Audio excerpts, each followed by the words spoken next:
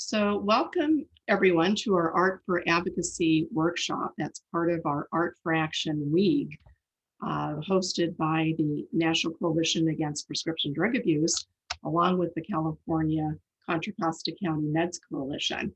And I know we do have people from around the country participating today, and that's wonderful. So thank you very much for joining us. We have some amazing things to share about advocating through the use of art.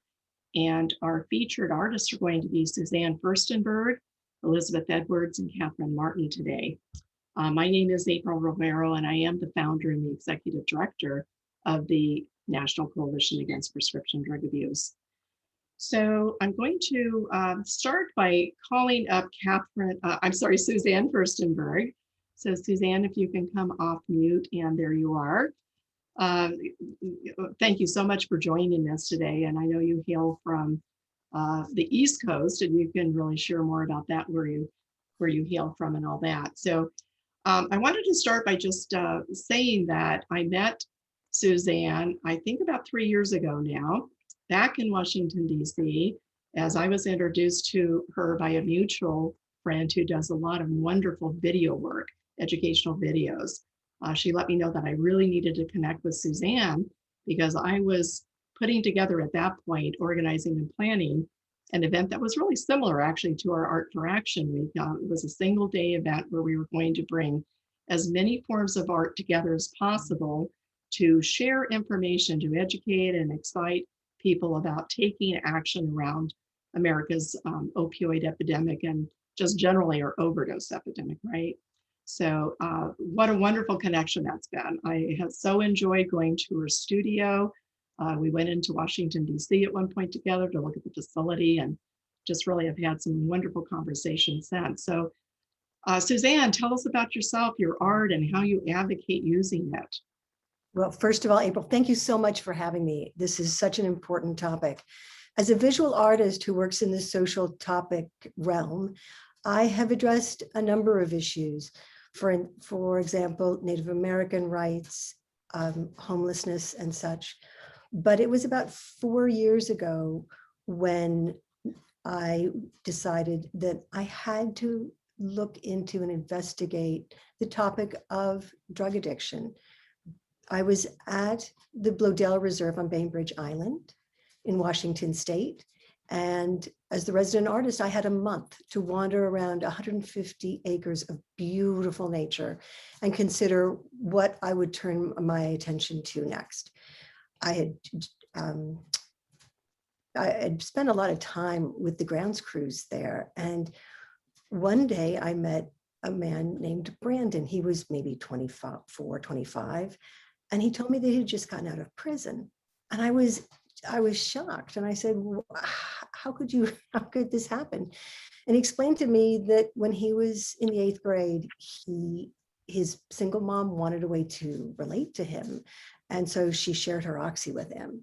He became wildly addicted and ended up in prison after being caught selling drugs out of the men's room in high school. And that made me realize that there was a whole world that I had no connection to, no understanding of. And so that's when I began traveling around the country. I went to 24 different states and interviewed hundreds of people who were suffering or recovering from addiction. And that's how I come to be here today. I created a 7-installation art series called The Empty Fix. And so I learned a lot, and I hope my art can really help others who are like me and don't understand enough about this to care more. Well, your art is powerful, and we're going to have the opportunity to see a video that you so professionally put together for us to see various art installations around this topic. But what your most recent project, as I understand it, Suzanne, was your In America project. And so let's throw a photo up on the screen so folks can see what that looks like. I mean, just visual impact immediately. Suzanne is just amazing. In America, yes. How could this happen? So tell us what we're looking at here. As I tell people, you might not recognize my art. Some artists, you look at a painting and you know it's that artist, or you look at a sculpture and you know that artist. My art is is recognizable because you feel it viscerally. I'm all about empathy and changing people's lenses to look at topics differently or to understand topics better. Last summer, when a government official had said 170,000 deaths from COVID, it's just a statistic, I bristled at that headline because I've been a hospice volunteer for 25 years. And every life has value. And so I wanted, as a visual artist, to make it very clear that the loss of each individual matters. And so at the DC Armory Parade Ground last fall, I planted one white flag for each person who had died to date from COVID, and I changed that number on that large sign each day. People matter. And if we become a nation that doesn't care, who are we? And so hearing that we have lost 88, maybe over 90,000 people to overdose this past year, it's so incomprehensible to me. And so I look forward to sharing my art, the Empty Fix series, with people. And most people have not gotten to see this art. Only 2 of the 7 installations have actually been presented so far, because I finished the 7th just as we were going into the pandemic lockdown. So we're previewing art that some of it has been seen, but most has not yet. Oh, great. I hope to give you a large audience. We have several people on, of course, today, but we will be posting the video of this workshop on our YouTube channel, and it will go out in a much bigger way. So, yeah, and I can absolutely say it's such a visceral, really compelling reaction I had at going through your studios and seeing the various installations that you had there. It's just amazing. And some of them are just so simple too. The one we'll see with the jeans, that one is a simple concept, but boy, it leaves you with such a feeling of loss and, taking you back to who that person was and, why are they not here? You mentioned that every life matters, and that is so true. And unfortunately, with the stigma that surrounds, overdose and people with substance use disorder, it's almost as though some of those lives don't matter in the minds of some people. And that's not the way it should be. Every single life, including those that we're losing to overdose and, we're struggling to get into recovery and hopefully sustain that recovery, are so important to us. So thank you for all the work you're doing to help bring awareness. And I hope that once COVID starts to, abate and we can get back out there again, we can find all sorts of ways to get your art installations out there in a bigger way.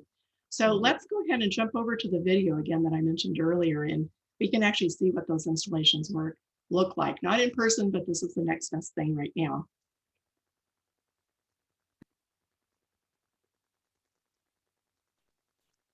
Feels like somebody has your fucking head in a vice. All day, every day. The vice by the addiction, by your own thoughts, by your own fucking pain. It's getting crushed every day. That's what it's like. I've traveled over 57,000 miles to more than 20 states to understand addiction and to create a series of art installations to decrease the stigma surrounding drug addiction. Hi, I'm Suzanne, and this is a preview of that resulting art series. Is it just me, or can I only hear but not see the video? Yeah, I just sent a message to Elizabeth. Elizabeth, we're not seeing the video play correctly. It seems to not be centered on the screen. Give it another minute. Give me 1 second. It says it was paused even though it wasn't paused.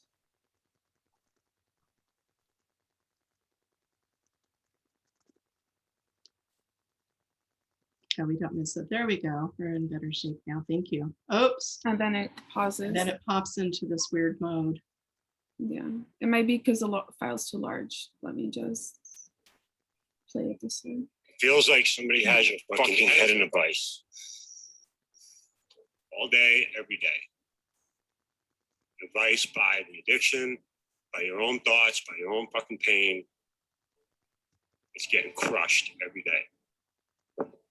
That's what it's like. I've traveled over 57,000 miles to more than 20 states to understand addiction and to create a series of art installations to decrease the stigma surrounding drug addiction. Hi, I'm Suzanne, and this is a preview of that resulting art series, The Empty Fix. For this art series, I traveled around the nation interviewing people who were suffering or recovering from drug addiction. The core of each interview consisted of key elements. I would photograph people's eyes. I would ask them why they became addicted, what fueled that addiction. I would get an audio recording of each person's description of the actual compulsion or urge to use. And then I also gave each interviewee a note card on which he or she would write a message meant for you. Here is a preview of the Empty Fix art series installations. You will first see the people I interviewed when you have a chance to see my installation entitled Eyes. I've taken those photos of people's eyes, applied them to glass blocks with a resin process, and I'll present them submerged in fountains and reflecting pools because addiction is like drowning. We walk right past individuals who are slumped over on the sidewalk from addiction, but we've been socialized to never walk past someone who's drowning.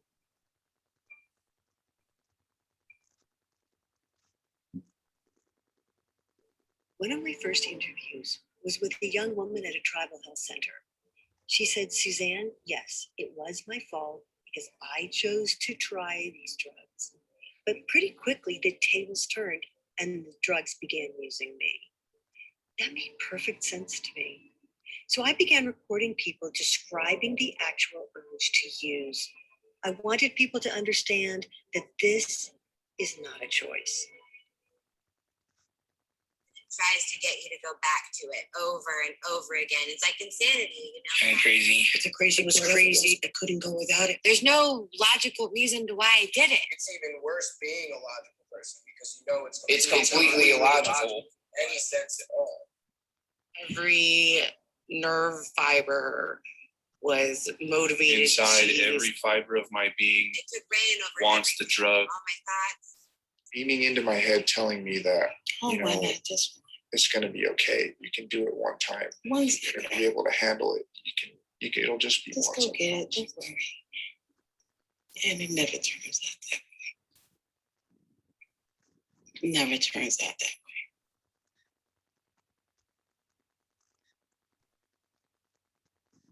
I've conceptualized, in collaboration with an art therapist, a community art project that people across the country can replicate to honor their loved ones lost to overdose. Entitled Unforgotten, these strands of gene pockets provide space upon which people can write the names of those who have died because of drug addiction. The varying hues of denim reflect shades of humanity, and the pockets allow for private notes to be added.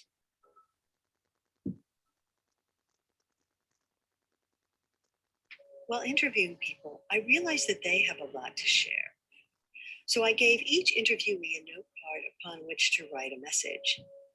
These messages are for you. I present them in medicine cabinets contained within bathroom segments to provide an environment reflective of private moments. Cabinets contain typical bathroom items, providing some hint of the writer's life. Viewers can write their own messages anonymously for us to on Empty Fix social media.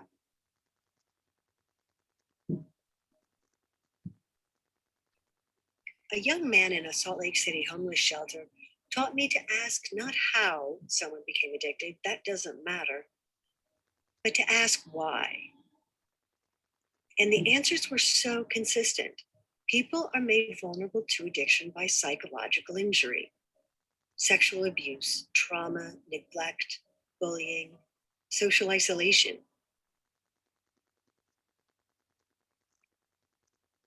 We focus our attention on physical safety, but what can we do to keep our youth psychologically safe? I use drugs to numb the pain. I've picked up so I could forget watching my brothers being abused by my dad. I first used because I felt lonely and was looking for a way to escape. I was physically, mentally, and sexually abused by my father.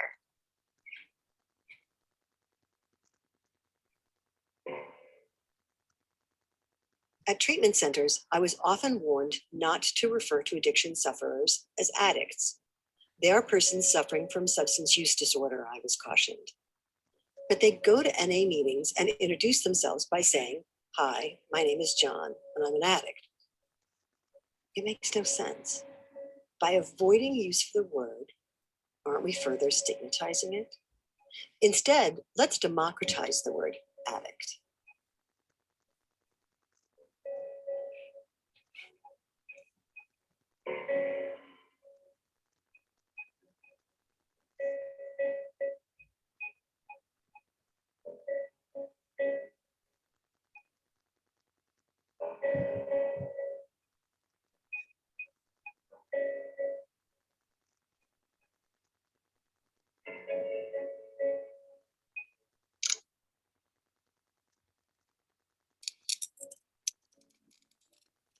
I'm currently creating the final art installation, one that addresses the hope of sobriety. Recovery isn't just about stopping the intake of chemicals. It is about healing and learning to love oneself. People in recovery are sculptors, just like me, but their work is so much harder because they are sculpting, recreating themselves. And in the process, they are becoming some of the strongest people I have ever met. This one is for them. For more information about the Empty Fix project, visit emptyfix.com or contact me directly. Oh gosh, Suzanne, that brings back great memories of having that amazing opportunity to walk through the Protect Them, the whole huge, long, I guess it was really a trailer, right? Just almost a cargo trailer. And, you know, just being assaulted in a sense with all this visual stuff that, you know, made you think I could have spent hours in that one facility alone or that one installation.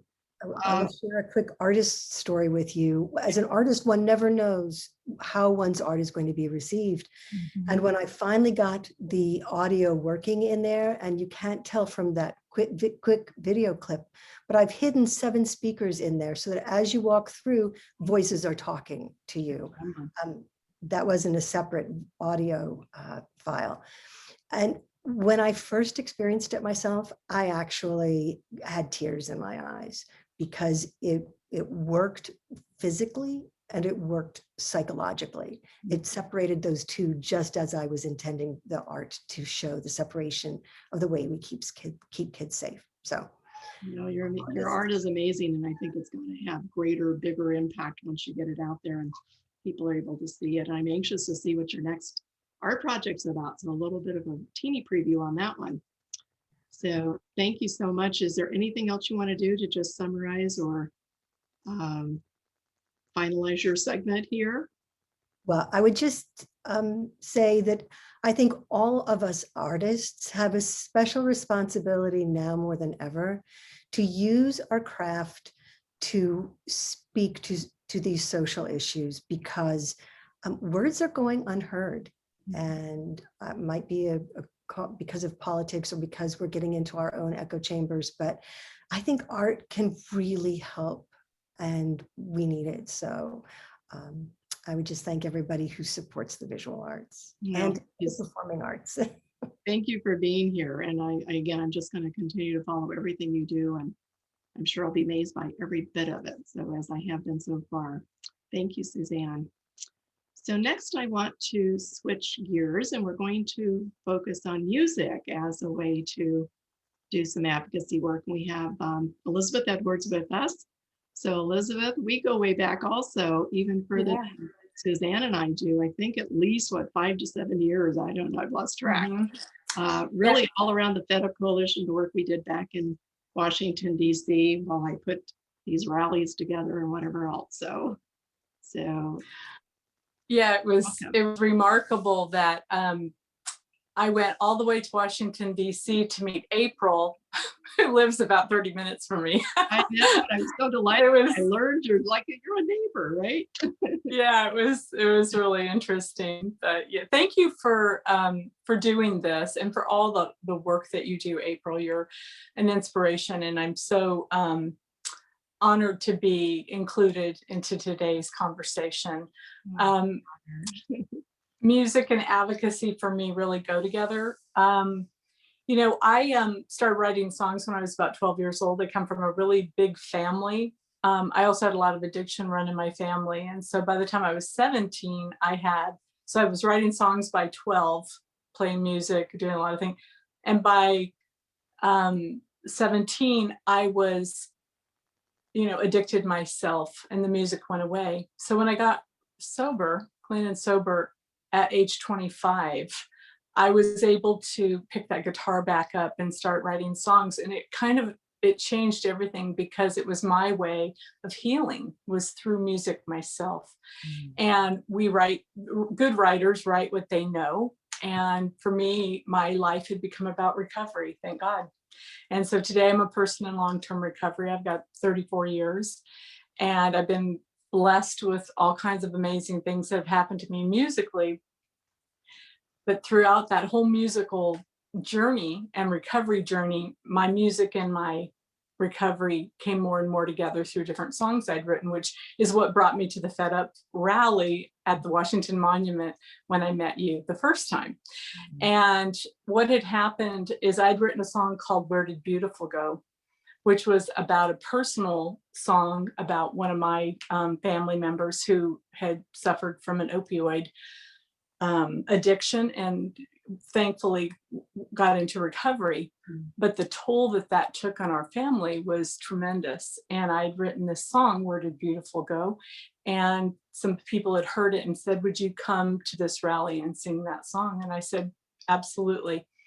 And my music had already been being used in different recovery projects and different types of shows I would do with other, recovery comedians, and we would do concerts and events. And so I was kind of used to the idea of putting those two together, but I wasn't prepared for what I saw when I came to Washington, D.C.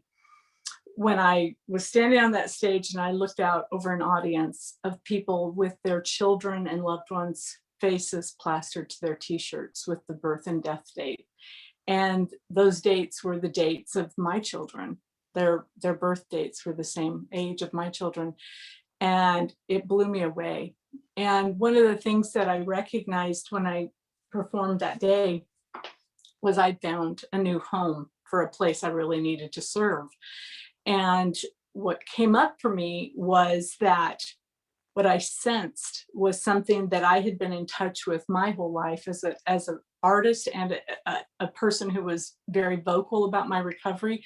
I knew what stigma was, and I knew that stigma was very damaging. And here I was faced with all these people who had had the worst happen to them. Their loved one, their child most often, was lost to this terrible epidemic. And they were also stigmatized on top of it, because there was this whole understanding that I gained around it. And I thought, that is so unfair. So they asked me to come back, you guys asked me to come back the next year. And I said, I will, but I want to write a song about you and for you. And so that's when I brought the Hero song. So that's what I wanted to play. I totally want to hear it, and I'm sure it will bring tears to my eyes, just like it did the first time I heard it. It's just a very touching song for those of us who have lost a precious person. In my case, it was my son, as you know, to an accidental overdose. It means a lot that you've taken the time to focus on us and giving us a healing opportunity through your song too. So thank you. You're going to play it for us now, right? Yes, I'm going to play it for you. And so one of the things that I really walked away from that experience with, and has become a really core part of my work, is I really believe that advocacy happens when we take our greatest pain and turn it into purpose. And so this song is about people who've done just that. And it's called You'll Always Be My Hero. And the reason well, the song will speak for itself, hopefully, but let's see. Can you hear that okay? Yes.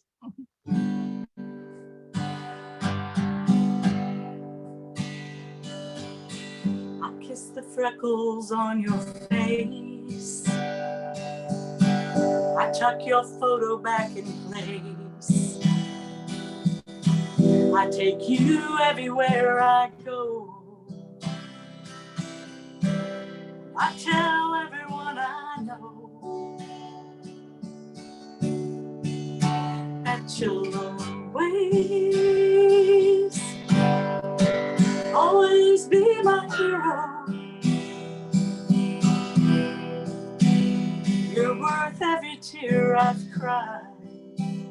So I'll work with faith and pride, and you'll always be my hero. And if they need someone to blame, I won't let them bury you in shame, 'cause they're not standing in our shoes with a fate no one would choose. And you'll always be my hero. You're worth every tear I've cried. So I'll work with faith and pride, and you'll always be my hero. There's a meaning and there's a mission. Every life ever given, and you'll always be my hero. You're worth every tear I've cried. So I'll work with faith and pride, and you'll always be my hero. You'll always be my hero.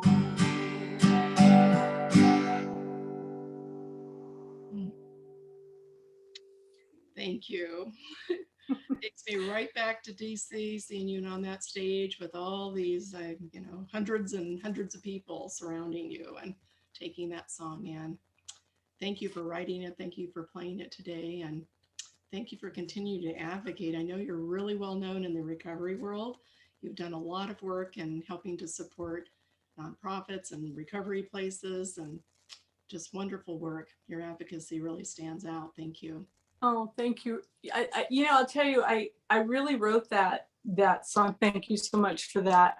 That song for people just like you, April, because I think the meaning and the mission, Suzanne referred to that every life has meaning. And sometimes it's not the way we want it to be, but that doesn't mean it's not there. And it takes, I think, tremendous strength to be able to transform that pain into real purpose. And I see you do that. And I see many people around this country do that. And so that's what that's about for me. I co-wrote that song with my dear friend and producer, Rick Beretta. So I want to credit him as well. And he also has done some of the recording pieces that are coming up. And I wanted to also let people know that that song, and I always knew it would be, and it's starting to happen. So I'm so excited about this. I am working with an artist, a visual artist. I'm not releasing any of the information specifically of who, but there is a multimedia project that is coming to be built around this song that will be pulling in actual real life people's experiences. And I cannot wait to bring the bigger picture and the bigger statement that this song, I know in my heart from the moment I wrote this that when Rick and I finished this song, we knew there was a bigger meaning and place in the world for this song. So if you want to know, keep in touch with what's going on with that. It's all at givingvoicetorecovery.com. And you can obviously always go through April. I let her know kind of what's going on with me. So thank you so much for including me today. And yeah, any questions, if anybody has anything they want to say or write or ask or whatever, I'm totally open. Okay, well, we're going to wait until the end to ask questions. Okay. If we have time, I'm sure we will. So thank you so much, Catherine. We'll be back though with questions and answer. I actually saw one already. So, okay, Oh, great. I'm going to call up next Catherine Martin, who I met through a mutual friend, actually. The NCAPDA has a branch in North Carolina. And so we've been holding rallies back in Raleigh, North Carolina for recognizing International Overdose Awareness Day on August 31st for the last 4 years. I believe we're moving into our 5th year. And I was told that I had to connect with Catherine. Catherine Martin lives in North Carolina, and that she was this amazing portrait artist. And I'm going to let her share exactly how she puts her amazing talents to use. So welcome, Catherine. Thank you so much for being here today. And why don't you share where you are, what you do, and how you advocate through your art? Thank you so much for having me. My art started, this particular art project, the Opioid Addiction Project, started about 5 years ago. Well, let me go back to the beginning. In 2004, my son Alex died in an automobile accident, a catastrophic automobile accident. And he was an addict. And his lifestyle is certainly what killed him. And many years passed, really, really wanting to do something to honor my son. And I started seeing pictures in the paper of young adults, teenagers and adults, and the obituaries would talk about their addiction. And so I decided to do this project in honor of my son and to show people that everybody, this could be anybody's child. It was everyone's child. And there's so much stigma, or was, I think that's leaving. But the parents, not only did we have to endure losing children, but we had to endure the judgmental behavior of those around us. And that was because I think people were very ignorant of the addiction, the facts, what was happening to these families. And it was just, it could happen to anybody. So I started painting these portraits. I did not know who these children were. I wrote down many of the names. And then I met you. And I met Frankie. And Frankie invited me to come to the program and to paint portraits of the speaker's children that had died. And from there, and with your help, it just became this project where I've probably done 150 portraits and gifted them to the families. And when I first started doing this, my friends would say, this is too hard. You can't do this. But I put these portraits all around my studio and I talked to them. Every day I talked to them. And I began to understand and see their eyes and the beauty of these children and these adults and how their families were trying to cope. And this would help destigmatize these children. And it's odd to say, but I love painting. I love painting them and sharing them with their families. Well, and I am blessed to have one of your portraits of my dear son, Joey. And what I have found is amazing about your portraits, Catherine, is that you're not just capturing an image from a photo. You capture, and I'm not the only one to say this, you're capturing their personality somehow, the essence of them in that portrait. I've just found it absolutely astonishing and amazing.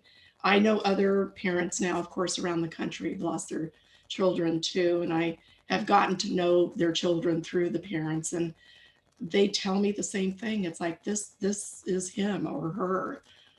You just do an amazing job. And the fact that you're talking to them, I love that. You know, Oh, I just you're talked to making a connection with these, you know, these Well, I feel people are like I'm common, talking to but my son too. yeah, they live though through you, and you're helping them to stay And close. I will do this, I hope, as long as I can hold a paintbrush. I do not intend on stopping. Well, and NCAPDA has been able, thankfully, to So provide generous. funding that provides you the supplies and all that stuff. And also we ship these portraits to the families at no cost. And so I'm just so happy we're able to do that, that our board has supported that effort, and I want to continue it as long as we can. So we do have a short video that you prepared to take us for a little jaunt through your studio there. We have a little glimpse of it behind you, of course, but let's go ahead and play the video and we'll come back and talk a bit more. Hi, I'm Kathy Martin. This is my studio in Apex, North Carolina. This is where I paint. So look around and see what you think.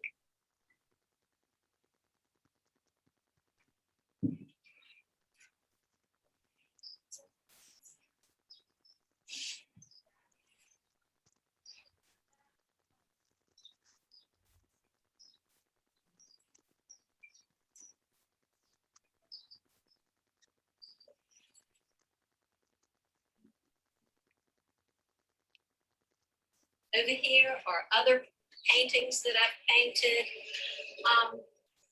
This is what I do all day and really love it.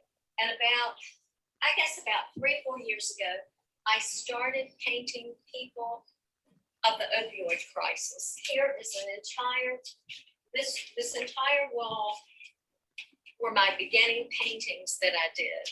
I got these paintings from newspapers and magazine articles where people talked about their children and the opioid crisis. A lot of these, I have not yet found the address of who they belong to. So if you could take a look at any of these that you know who they are, please contact me or April Rivero, and let's find out who these paintings belong to, and we can have them sent.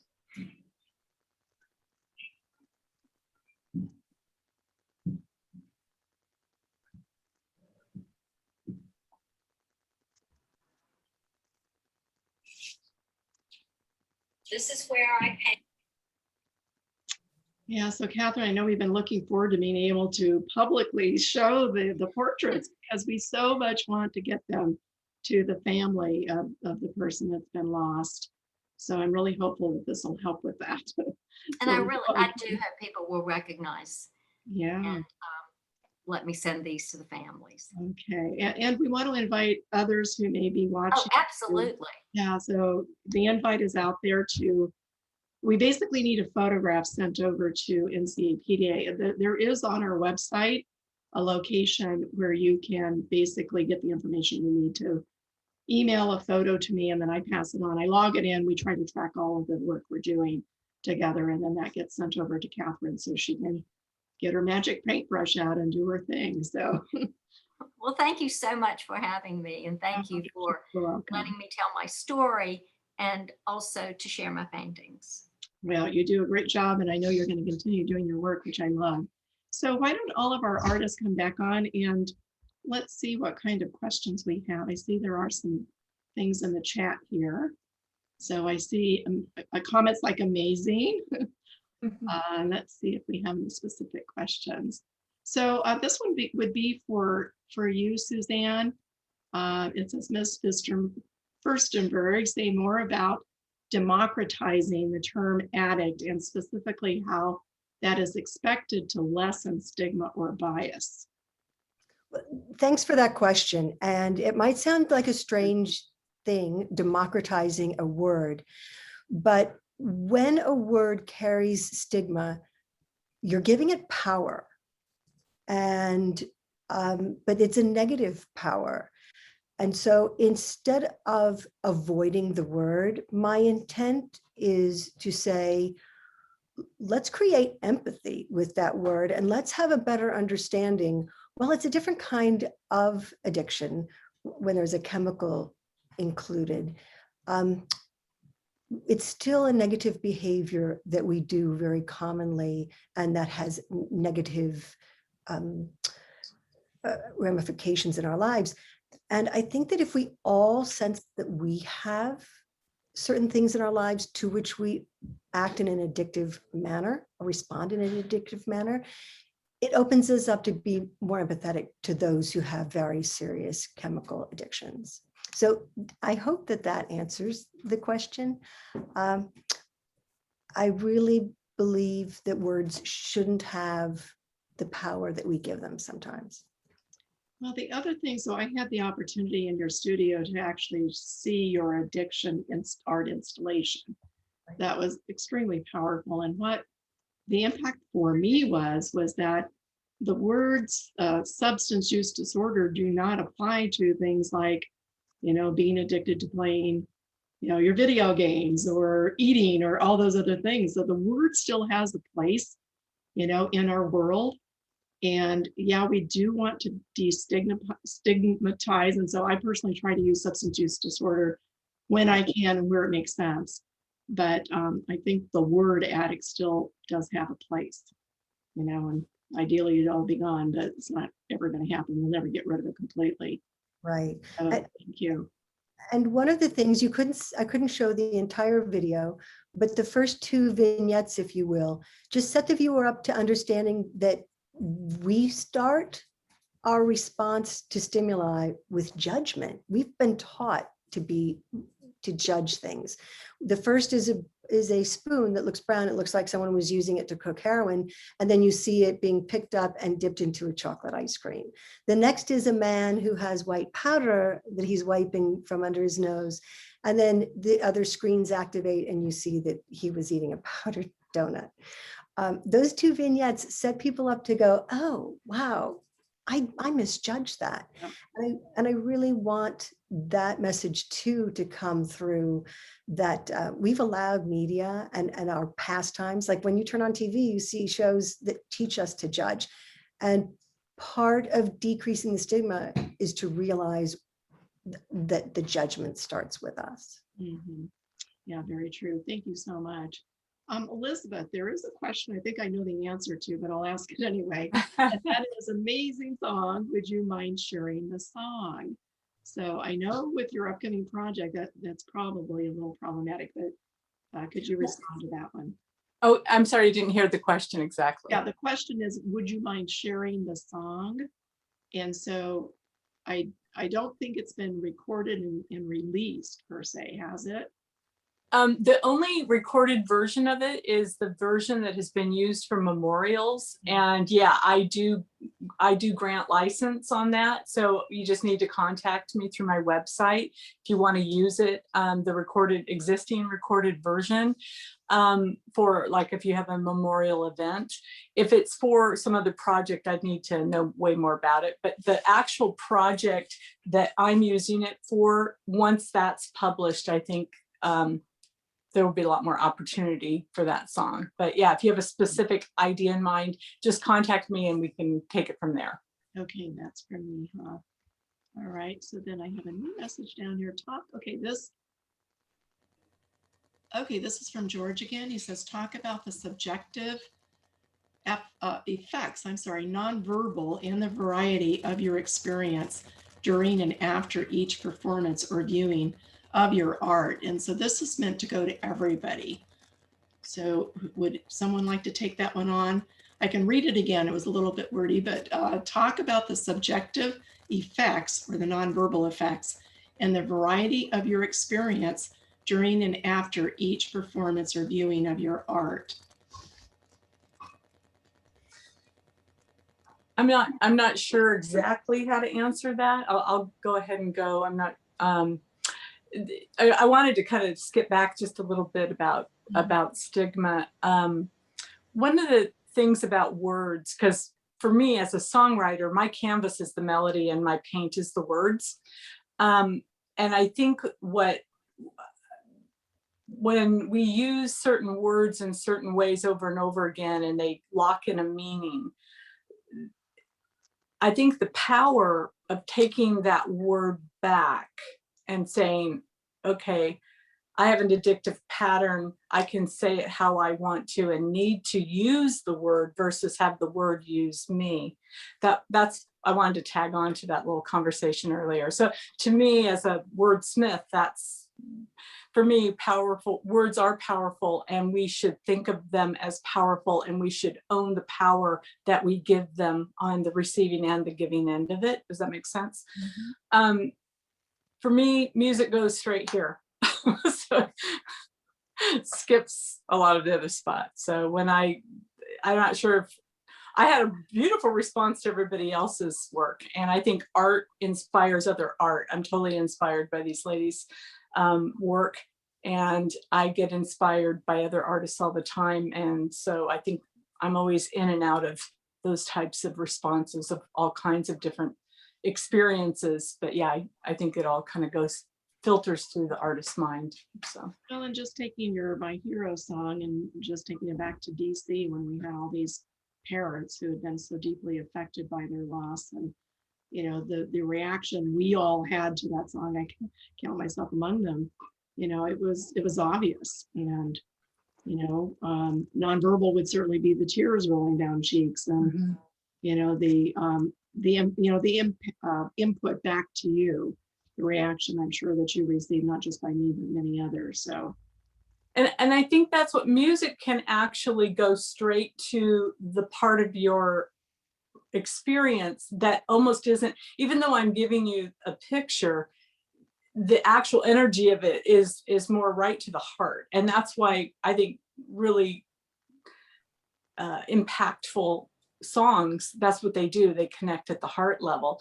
I also can go through an experience. I've always seen a visual with that. A visual was what gave me the first line of that song. I kissed the freckles on your face. I saw all those pictures of those beautiful children. And I knew what it felt like when I couldn't look at a picture of somebody when they were younger because I couldn't stand the pain of where they were now. So I knew that feeling. And so that's why that was the first line of that song, was so painful and yet these people had the ability to take that picture and put it right on their heart.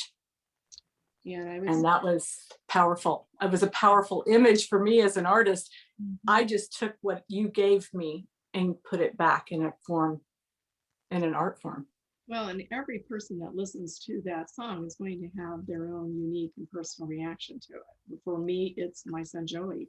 For someone else, it's going to be another loved one. So, so Suzanne, you've got so many different art installations, and there would be reaction, I'm sure, each one of them in way different ways, potentially, because of the context of those art installations. So how would you respond to that question?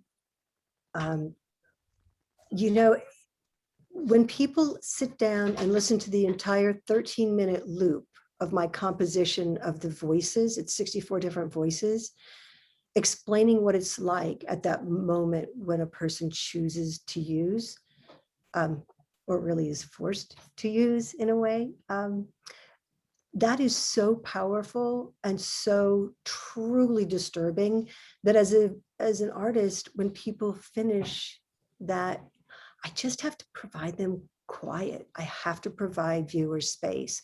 Even viewers who come through the Protect Them, the shipping container.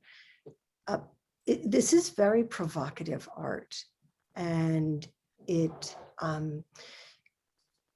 people do need time and space. And so I try to provide them that.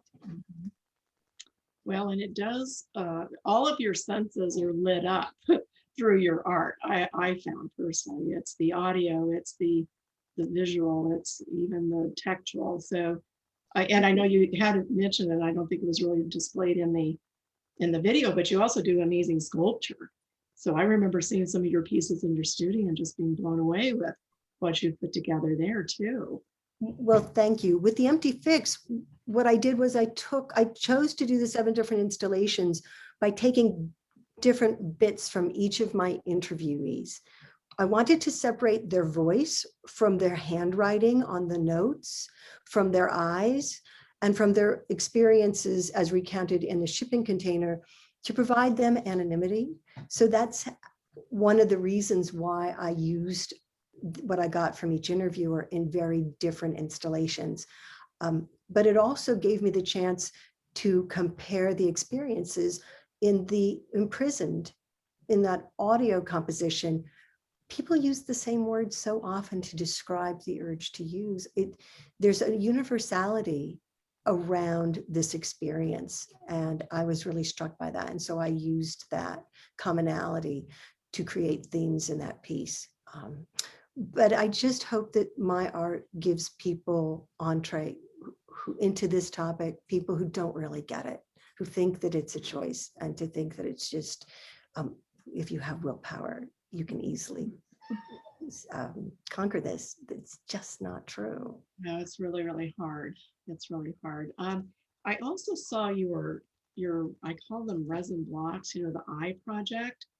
That was at the very end of a film recently that I was given access to watch. That SAFE project was sponsoring a kind of an intro to a gala event. Do you want to talk about that at all?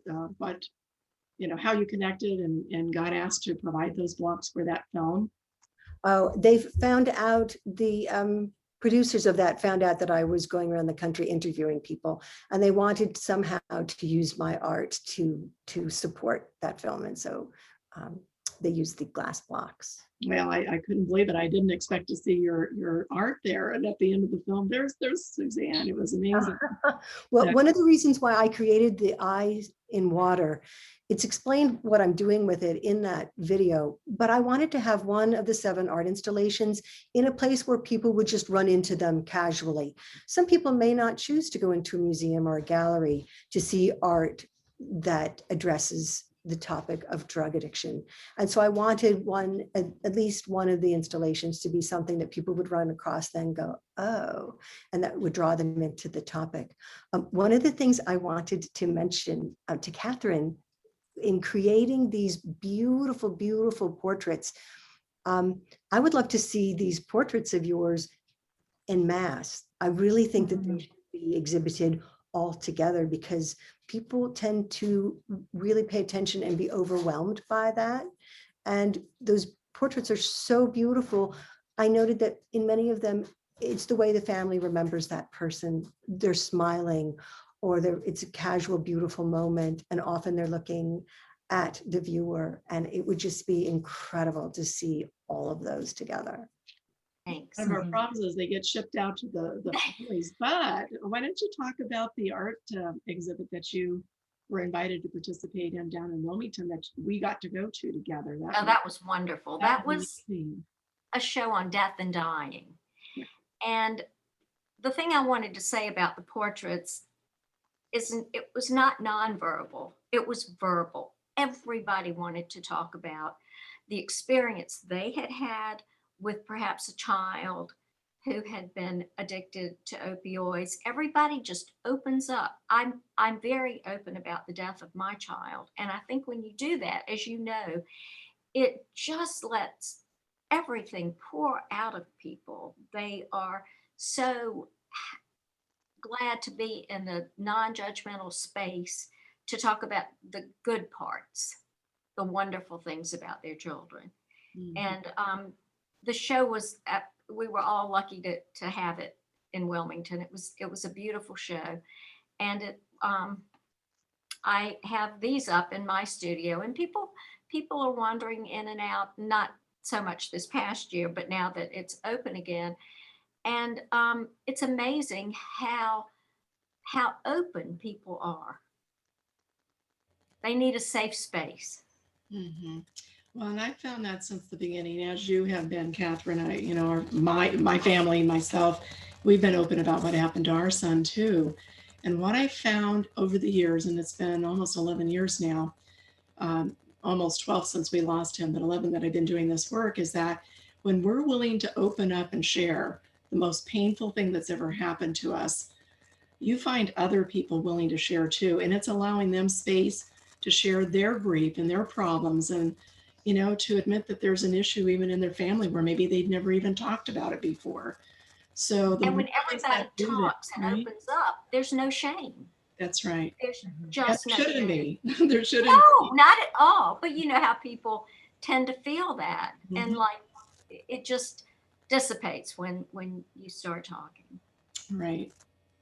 Yep. Okay. One thing quickly, April, that strikes me is when I was doing the In America flag project in Washington, D.C., so many people during this pandemic have not had a chance to grieve, and the deaths of their loved ones have not been publicly acknowledged. And that was one of the things that we created with the flags, is a place of mourning. And if we've lost over 90,000 people to overdose in the last year, that's a whole lot of public acknowledgement and mourning that needs to be recognized.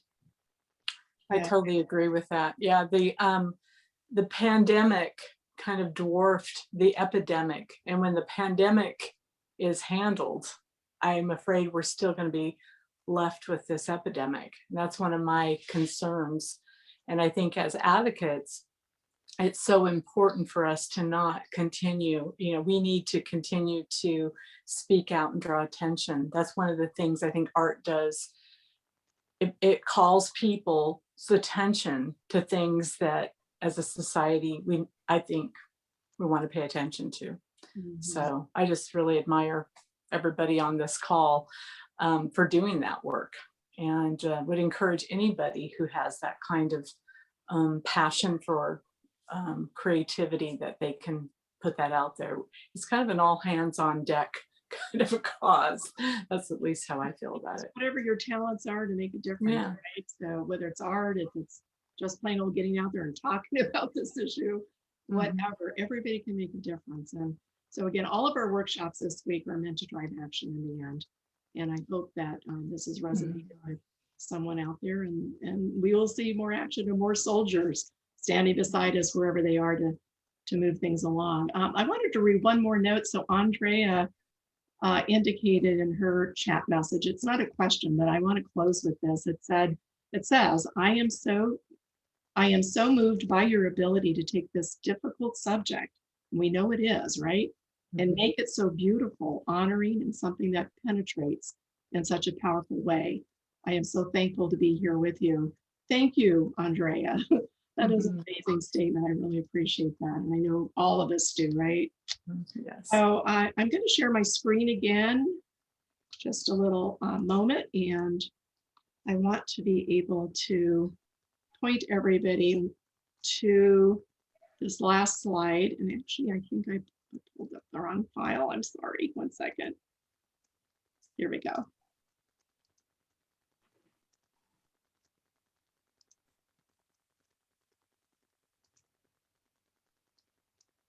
My little things here, slideshow from beginning. Okay, so here we are. This is the main flyer for the rest of the activities this week for Art for Action Week. So we do have a Youth for Action workshop scheduled for tomorrow between 5 and 6 p.m. And these are in Pacific time. That's where we are in Northern California. And on Friday, and so that's obviously a youth-oriented thing. We actually have our youth ambassadors leading that workshop. So would love to have anyone here today tune in and join them and see how youth are taking action and sharing their voices in various ways. And then on Friday, we're going to have a hip hop for action, using that form of music to show how it can be used to advocate, to express yourself, to get rid of your stress and strains of life. So that is going to be directed towards youth also, but anyone can attend.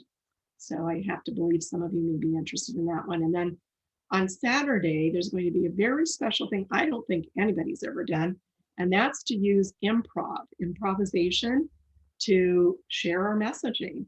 So there's going to be multiple vignettes that we've been coaching the improv team to focus on, different elements of the prescription drug environment, the overdose situation, et cetera. So We have a couple of our youth participating in that also, and really looking forward to checking that one out. That one's also meant to be a bit of a fundraiser, so we can continue doing the work we do. It's free to attend, but anybody who has some extra money and would like to donate to our organization is encouraged to do that. So I'm going to end the workshop by thanking every one of our amazing artists. I was so excited about having all of my good friend artists on the same call, our Zoom session. So now you know each other. My dream would be that somehow you manage to collaborate in some way to moving forward. So you know each other now, you'll be able to connect with each other. And thank you so much for everything you're doing and for being here with us today. Thank you. Thank you, April. You're welcome. Bye-bye. Bye.